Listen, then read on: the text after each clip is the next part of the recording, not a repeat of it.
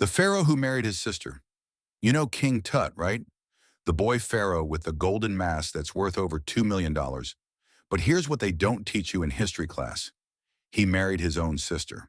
And that decision, that single choice forced upon him by ancient tradition, may have ultimately destroyed him and ended one of Egypt's most powerful dynasties forever.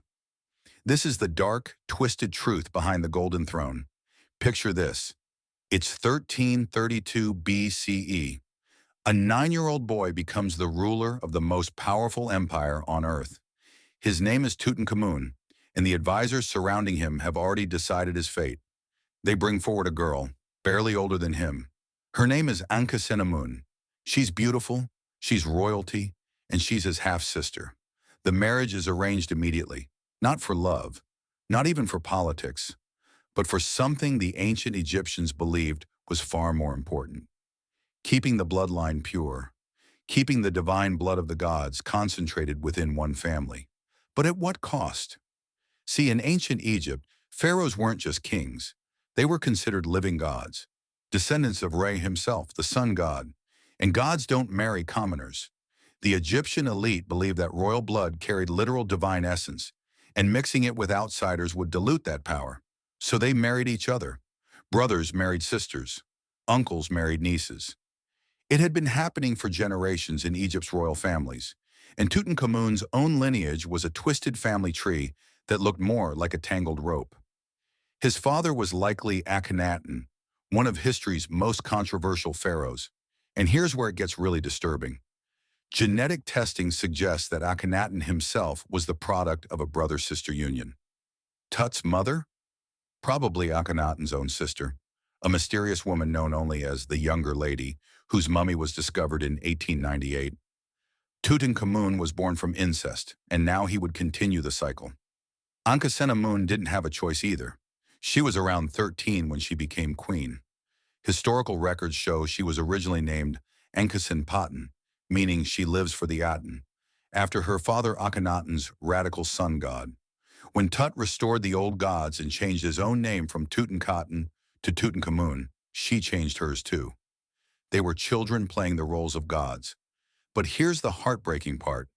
They seem to have actually cared for each other.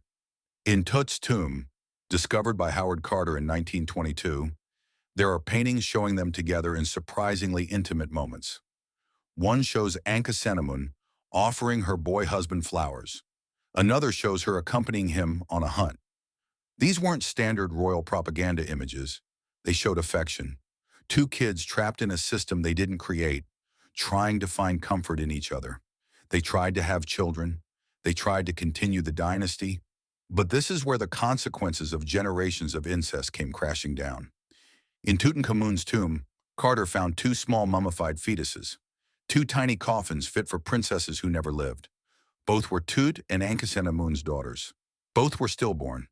When scientists examined these tragic remains in 2008, they discovered the babies had severe genetic abnormalities. One was born months premature with spina bifida and scoliosis.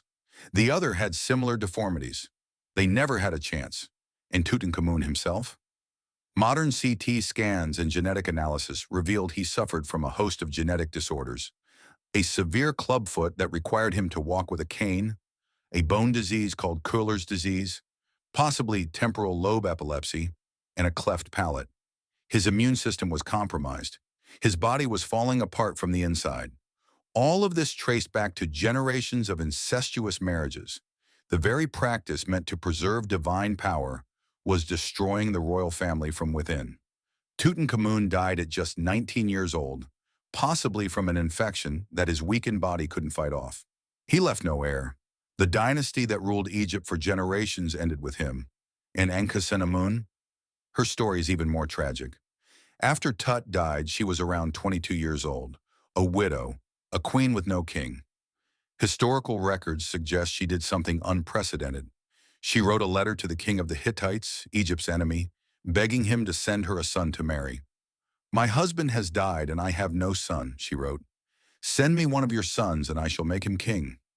She was so desperate to escape another incestuous marriage that she reached out to a foreign power.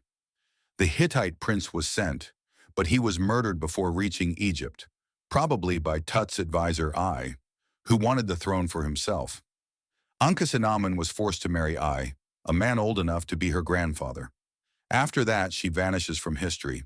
No tomb, no records, nothing.